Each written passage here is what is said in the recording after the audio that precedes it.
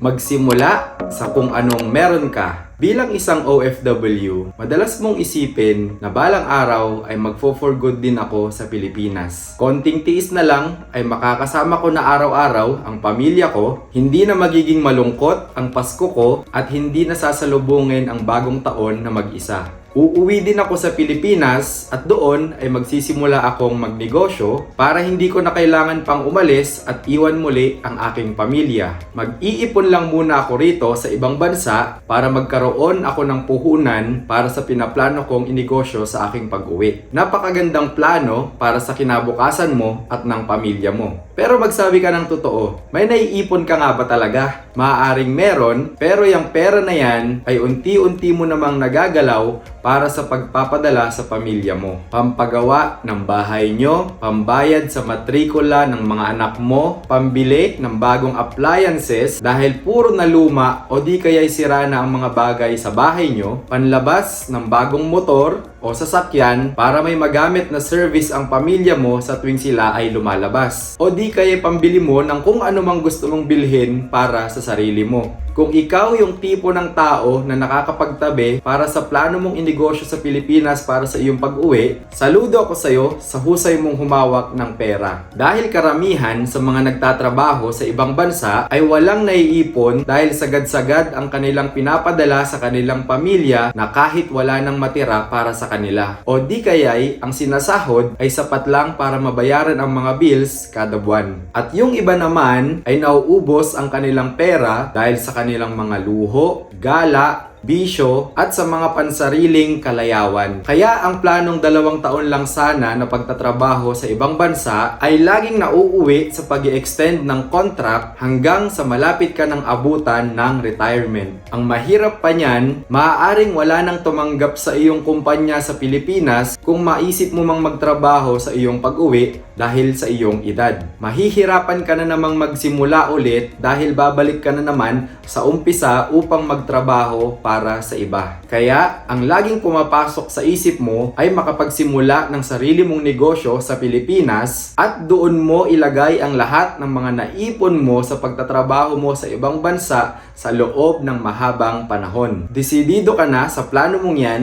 dahil ayaw mo nang mag-abroad pa ulit at mawalay na naman sa iyong pamilya. Kaya tinitiis mong hindi galawin ang perang meron ka dahil alam mo na meron kang mas mahalagang paglalaanan nito sa hinaharap. Ngunit, paano kung bigla kang matanggal sa trabaho at mahirapang makahanap ulit ng mapapasukan? Ilang visit visa kaya ulit ang kakailanganin mo bago ka makahanap ng panibagong trabaho? Worst case ay maubos lahat ng inipon mo, kaka-extend ng visa mo para hindi ka mapauwi sa Pilipinas. Nangyayari ba yon sa tunay na buhay? Dahil wala ka nang mahanap na trabaho at mag-e-expire na rin ang visa mo, mapipilitan ka ngayong umuwi sa Pilipinas. Magkahalong emosyon ang nadarama mo dahil makakasama mo na ang pamilya mo, subalit hindi sa paraang gusto mo.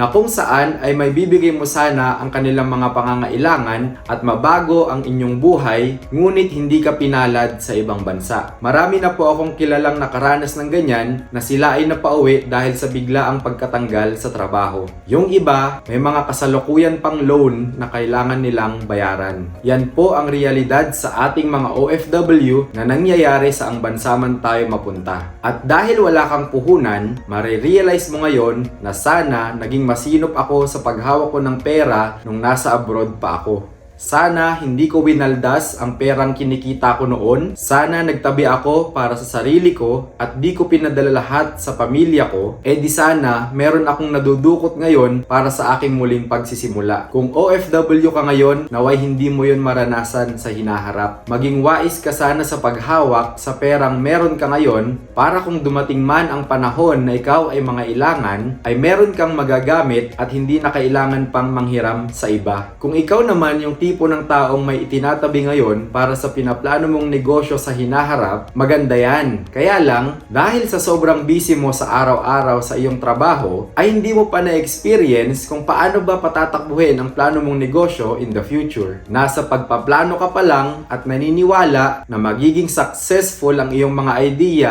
balang araw. Kaya naman, ang naiisip mong paraan para masimulan ang iyong planong negosyo ay ipagkatiwala ang pera mo sa iba at sila na na ang bahalang magpalago nito. Maaaring ipagkatiwala mo ito sa iyong asawa, kapatid, kapamilya, o kasosyo ang pagpapatakbo sa iyong planong negosyo. At umaasa na magiging maayos ang lahat at hindi masasayang ang perang inipon mo sa loob ng mahabang panahon. Pero papaano kung wala kang mapagkakatiwalaan na hahawak sa pera mo? Wala kang choice kundi akuin mismo ang responsibilidad na i-manage ang sarili mong negosyo, na kung tutusin ay yun naman ang pinakamainam sa lahat, para alam mo kung saan ba napupunta ang pera mo at hindi ka clueless sa nangyayari dito, para kung malugi man ay hindi mo sisihin ang iba. Kaya nga lang ay hindi mo pa ito na-experience dahil sa sobrang pagiging abala mo sa kasalukuyang trabaho mo. At sa tuwing uuwi ka ng bahay ay wala ka ng lakas at mas gugustuhin mo na lang ipahinga para maging malakas ka na naman sa trabaho mo kinabukasan. Ngunit kung meron kang malaking pangarap para sa iyong pamilya, ay kinakailangan mo pang doblehin ang effort mo ngayon para makamit yung pangarap na yan in the future. Sabi nga nila, your 9 to 5 pays your bills, but your 5 to 9 builds your dreams.